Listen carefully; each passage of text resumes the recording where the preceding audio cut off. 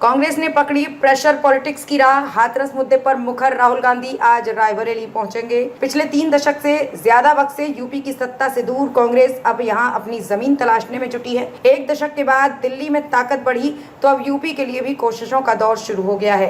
कांग्रेस ने इसके लिए प्रेशर पॉलिटिक्स की राह चुनी है। इसका अक्स लोकसभा के नेता प्रतिपक्ष राहुल गांधी की हाथरस यात्रा और उसके बाद सीएम योगी आदित्यनाथ को लिखी गई चिट्ठी में देखा जा सकता है। राहुल मंगलवार को रायबरेली भी पहुंचेंगे। यूपी को लेकर उनकी सक्रियता एक तरफ से भाजपा और यूपी सरकार पर दबाव कायम करेगी। इस लोकसभा चुनाव से पहले के 2 चुनावों में कांग्रेस की ताकत केंद्रीय राजनीति में कम हुई थी। यूपी भी इसका अपवाद नहीं था।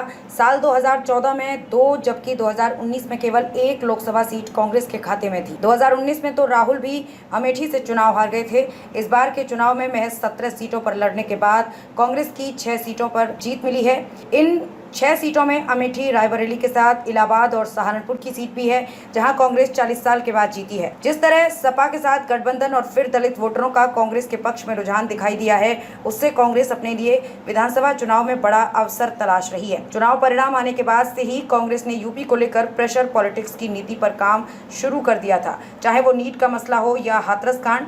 नीट भले ही राष्ट्रीय मसला है, लेकिन यूपी को पेपर लीक का केंद्र बताकर कांग्रेस ने यहां अपना पक्ष मजबूत करने के लिए आंदोलन का रास्ता चुना। पहले कांग्रेस के मुख्य संगठन ने आंदोलन किया, इसके बाद एनएसयूआई और यूथ कांग्रेस ने मोर्चा संभाला।